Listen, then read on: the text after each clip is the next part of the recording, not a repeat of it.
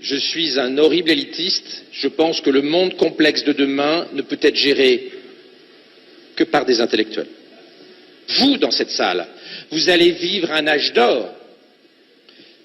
Et nous devons créer une société inclusive et trouver le moyen d'éviter qu'il y ait un gigantesque gap.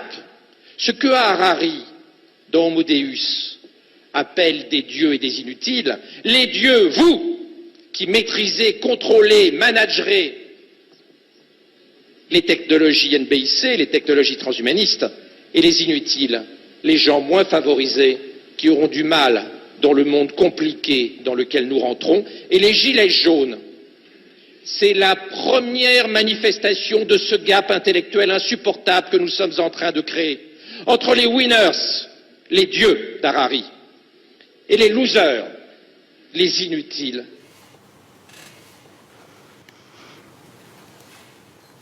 Mais c'est effrayant. Médecin. Médecin.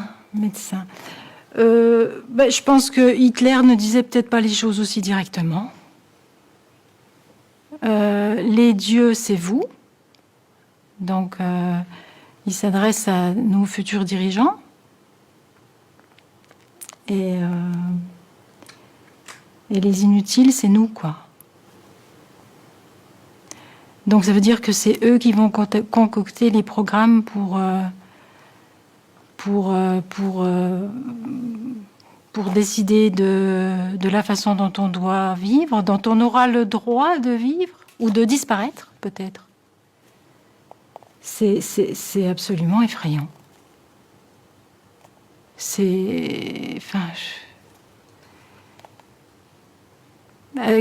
Et que ce soit dans le cadre de l'enseignement, à des jeunes filles, des jeunes hommes qui sont déjà tellement confortés dans leur supériorité par notre système éducatif. Il paraît qu'à l'Assemblée nationale, il y a une députée qui s'est fait surnommer Bac-2 parce qu'elle est simplement aide-soignante.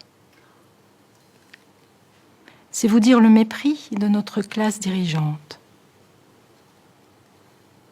Donc si nous sommes les inutiles, si nous disparaissons, ça n'est pas grave. Mais c'est vrai que déjà, dans les maisons de retraite, nos aînés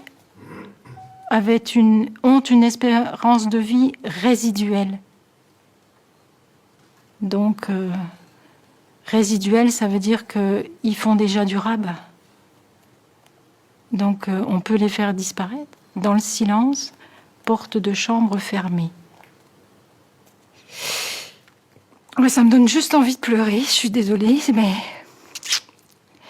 c'est épouvantable.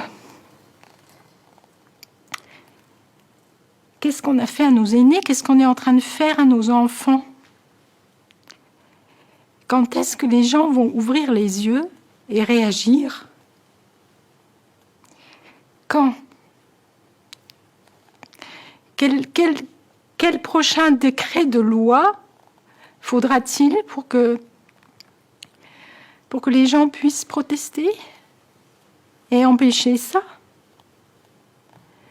Parce que c'est pas dans 10 ans.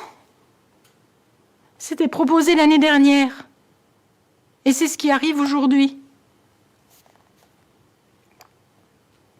Qu'est-ce que ça veut dire? On n'a pas besoin d'avoir Bac+10 pour se poser la question si c'est pas quelque chose de programmé. On a le droit de s'interroger, c'est notre devoir. Puisque maintenant on a la possibilité d'avoir accès à l'information, c'est tout ce qui nous reste.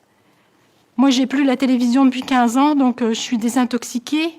Donc je vais chercher mes informations ailleurs. Tout le monde peut le faire. Tout le monde peut le faire. J'ai envie de dire aux gens, mais dans 10 ans ou dans 20 ans, est-ce que vous pourrez regarder vos enfants dans les yeux et leur dire que vous ne saviez pas? En 1945, c'était possible. Bien que j'ai 2 grands-mères qui savaient parfaitement ce qu'on faisait des Juifs quand on les mettait dans des trains. Elles ne disposaient pas de l'information dont on peut disposer aujourd'hui. Donc nos enfants ne nous croiront pas. Et nos enfants seront en droit de nous poser la question pourquoi on ne les a pas défendus. Voilà, c'est tout ce que j'ai envie de dire parce que c'est abominable. C'est tout. C'est juste abominable. Pardon.